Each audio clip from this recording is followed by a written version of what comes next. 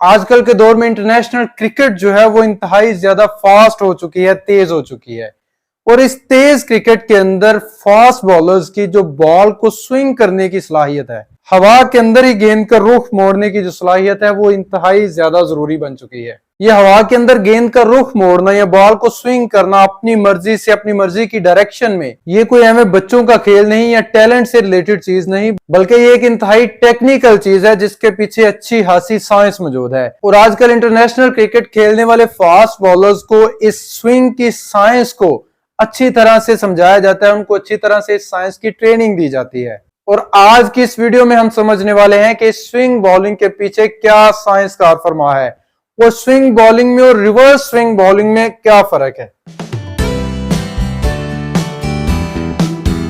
तो swing bowling जो है वो फास्ट बॉलिंग की एक ऐसी टेक्निक है जिसमें बॉलर्स क्या करते हैं, वो हार्ड बॉल की दो इतराफ, दो साइड्स के दरमियान स्मूथनेस का फर्क पैदा करके बॉल को हवा में मूव करवाते हैं, हवा के अंदर बॉल का रुख चेंज करते हैं। यानी एक हार्ड क्रिकेट बॉल की एक साइड जो है वो स्मूथ होगी और दूसरी साइड उसकी निस्बत रफ होगी, तो बॉल हवा के अंदर सफर करते हुए हवा के साथ इस बॉल का इंटरेक्शन इस तरह से होगा कि ये बॉल जो है वो रफ साइड की तरफ हवा के अंदर स्विंग कर जाएगी। लेकिन आप जानते हैं कि आमतौर पर नई बॉल जो है, जब मैच का भी आगाज होता है, इनिंग्स का आगाज होता है, तो जो नया बॉल बॉलर्स को दिया जाता है वो ज्यादा स्विंग करता है। और ये नया बॉल जो है उसकी दोनों इतराफ बिल्कुल पॉलिश होती हैं, दोनों इतराफ एक जैसी होती हैं और बिल्कुल स्मूथ हालत में होती हैं। तो फिर फास्ट बॉलर्स इस नए बॉल के अंदर स्विंग किस तरह से पैदा करते हैं? इसके लिए फास्ट बॉलर्स इस हार्ड बॉल के चमड़े की जो सिलाई की लाइन है, जिसे आमतौर पर सीम कहा जाता है,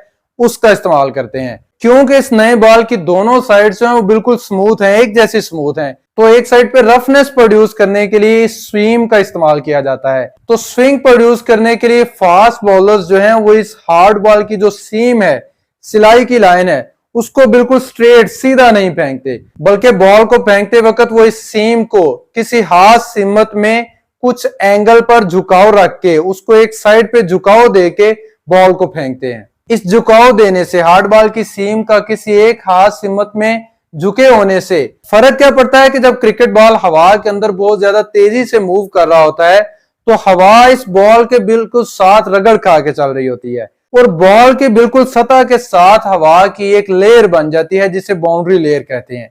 ये बाउंड्री लेयर अब जिस साइड पे बिल्कुल स्मूथ बॉल है,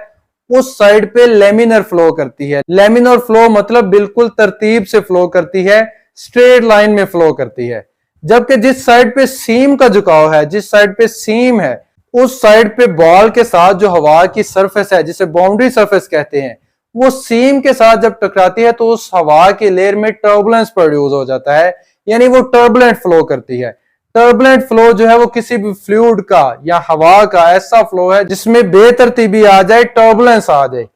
इस टर्बुलेंस के आने की वजह से बॉल की दोनों इतराफ में, बॉल की दोनों साइड्स पे प्रेशर का एक डिफरेंस क्रिएट हो जाता है। एक्चुअली जो हवा का टर्बुलेंट फ्लो है वो लो प्रेशर को जन्म देता है और जो हवा का लेमिनर फ्लो है वो कंपैरेटिवली हाई प्रेशर को जन्म देता है। ऐसा इसलिए है कि ये जो लेमिनर फ्लो है वो बॉल के साथ टकराते हुए इसका जो सेपरेटिंग पॉइंट है, सेपरेशन पॉइंट है, जिस जगह पर हवा की ये लेयर बॉल से अलग हो जाती है, वो बिल्कुल बॉल के एपिक्स पॉइंट पे होता है। जिस साइड पे बॉल की गुलाई जो है वो हाफ तक पहुंचती है, उसके बाद बॉल अंदर की तरफ झुका है, उस पॉइंट के ऊपर ये लेमिनर फ्लो वाली जो लेयर है वो बॉल से अलहदा हो जाती है। जबकि दूसरी तरफ जहां पर हवा का टर्बुलेंट फ्लो है, ये हवा की लेयर, बाउंड्री लेयर जो है वो बॉल से एपिक्स पॉइंट पे अलहदा नहीं होती, बल्कि वो कंपैरेटिवली ज्यादा फासले तक, बॉल की ज्यादा सतह तक ये हवा बॉल के साथ चिपके रहती है, उसके साथ इंटरेक्ट करती रहती है। इस सक्सेसिव इंटरेक्शन की वजह से, ज्यादा इंटरेक्ट करने की वजह से या सेपरेशन पॉइंट के ज्यादा दूर होने की वजह से टर्बुलेंट फ्लो वाली साइड पे लो प्रेशर क्रिएट हो जाता है। अब आपको पता होना चाहिए कि फिजिक्स का एक रूल है कि हवा या कोई भी फ्लूइड जो है वो हाई प्रेशर से लो प्रेशर की तरफ एक फोर्स लगाता है, थ्रस्ट लगाता है। बिल्कुल इसी वजह से, क्योंकि अब बॉल के एक साइड पे हाई प्रेशर और दूसरी साइड पे कंपैरेटिवली लो प्रेशर क्रिएट हो चुका है, तो इस बॉल के ऊपर हवा के अंदर एक फोर्स लगती है, जिसकी वजह से ये बॉल जो है वो लो प्रेशर की तरफ, टर्बुलेंट फ्लो वाली साइड की तरफ, बल्कि कहना चाहिए कि जिस साइड पे सीम को झुकाव दिया है बॉलर ने, उस साइड पे हवा के अंदर स्विंग हो जाती है। तो इस तरह जब बॉलर ने इन स्विंगर फेंकना हो तो अपने हाथ के जरिए से सीम को लेग की तरफ झुकाव देके फेंकेगा, जिससे बॉल इन स्विंग होगी। और बिल्कुल इसी तरह से अगर बॉलर जो है वो अपनी बॉल को आउट स्विंग फेंकना चाह रहा है तो वो बॉल को फेंकते हुए हार्ड बॉल की सीम को जो है वो बाहर की तरफ झुकाव दे देगा। इस तरह से ये बॉल जो है वो बाहर की तरफ स्विंग करेगी। लेकिन रुकिए, ये बॉल को स्विंग करने का अमल जो है वो इतना सादा नहीं, क्योंकि हार्ड बॉल का इस तरह से जो स्विंग करना है उसको कंट्रोल करना इतना आसान नहीं। ये एक्चुअली 3-4 फैक्टर्स पे डिपेंड कर रहा है, जिसमें सबसे पहला फैक्टर उस बॉल की रफनेस है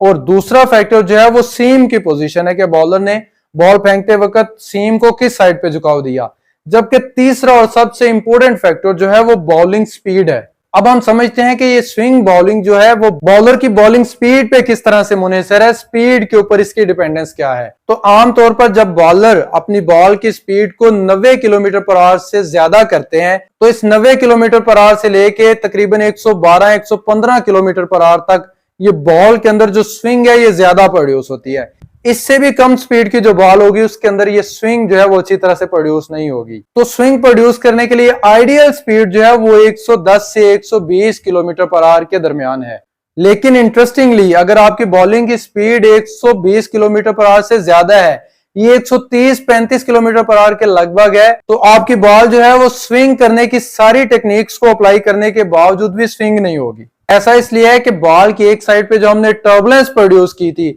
हवा की लेयर के अंदर टर्बुलेंस प्रोड्यूस की थी, वो बॉल की स्पीड पे भी डिपेंडेंट है। उस टर्बुलेंस के प्रोड्यूस होने से जो प्रेशर का फर्क क्रिएट हो रहा है वो बॉल की स्पीड पे भी डिपेंड करता है। तो अगर हम बॉल की स्पीड को मजीद ज्यादा बढ़ाते जाएंगे तो ये जो टर्बुलेंस प्रोड्यूस हो रही है वो लो प्रेशर क्रिएट करने की बजाय ज्यादा प्रेशर क्रिएट करने की तरफ जाएगी। और एक खास पॉइंट पे जिसको क्रिटिकल वेलोसिटी कहा जाता है, इस वेलोसिटी के ऊपर बॉल की दोनों साइडों के ऊपर प्रेशर का जो डिफरेंस है वो खत्म हो जाएगा। तकरीबन एक जैसा प्रेशर बॉल की दोनों साइडों पे क्रिएट होगा। सीम को किसी हाथ तरफ झुकाने के बावजूद बॉल की दोनों साइडों पे एक जैसा प्रेशर क्रिएट होगा। और आमतौर पर नए बॉल के लिए ये जो क्रिटिकल स्पीड है वो 130 किलोमीटर पर आवर के लगभग है। तो अगर आप बदकिस्मती से ऐसे बॉलर हैं जिसकी bowling speed 130 kilometre per hour के लगभग है, इससे ज्यादा भी नहीं और इससे कम भी नहीं, तो ऐसे बॉलर्स के लिए बॉल को स्विंग करना इंतहाई मुश्किल काम है। लेकिन अगर आपकी स्पीड 130-135 किलोमीटर पर आवर से भी ज्यादा है, आप 140 किलोमीटर पर आवर या उससे भी ज्यादा तेज गेंद फेंक रहे हैं, तो आपकी बॉल में एक नया जादू क्रिएट होने वाला है। और ये जादू सबसे पहले पाकिस्तानी बॉलर्स ने अपनी बॉलिंग के अंदर 80s और 90s की दहाई में ऑब्जर्व किया। और नासा के एक साइंटिस्ट रविंद्रा मेहता, जो कि एक्चुअली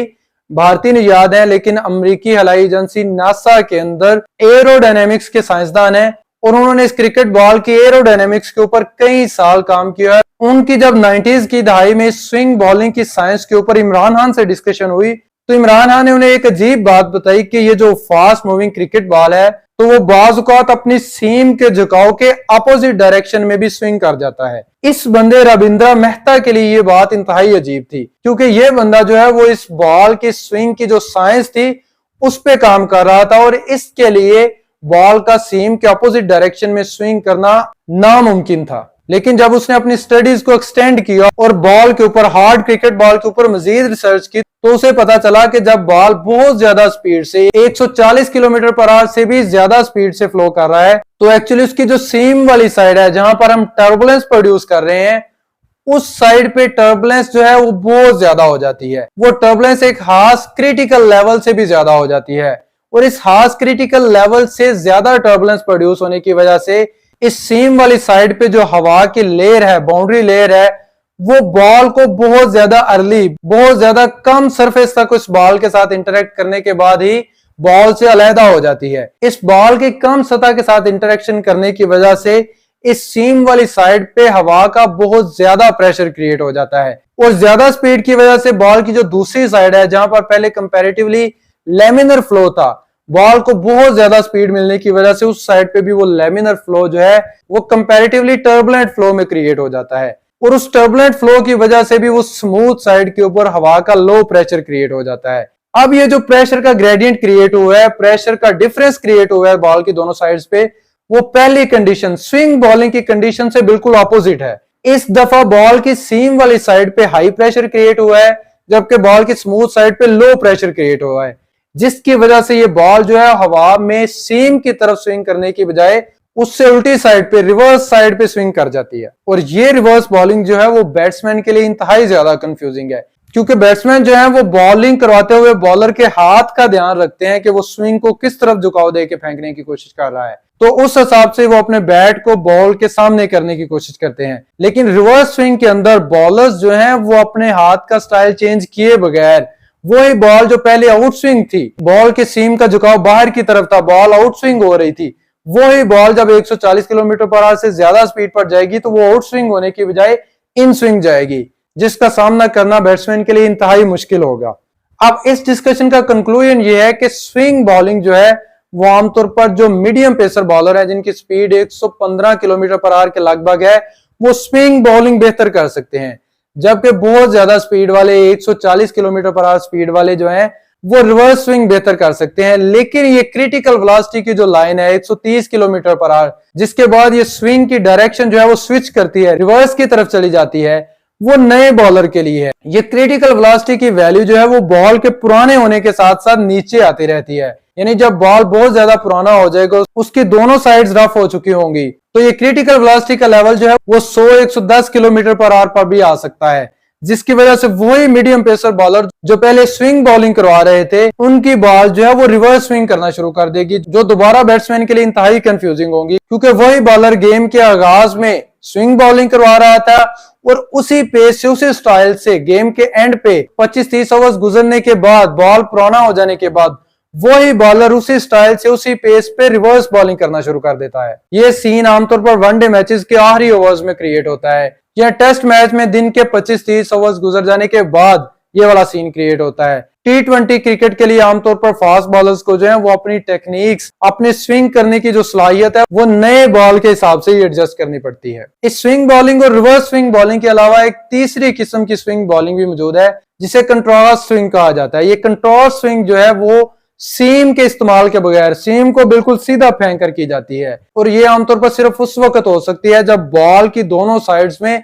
कंट्रास्ट पैदा कर लिया जाए, यानी बॉल की एक साइड को ट्राउजर के साथ पॉलिश करके स्मूथ रखा जाए और उसकी दूसरी साइड को कंपैरेटिवली रफ बना लिया जाए, तो उस वक्त सीम को बिल्कुल सीधा फेंकने से भी बॉल जो है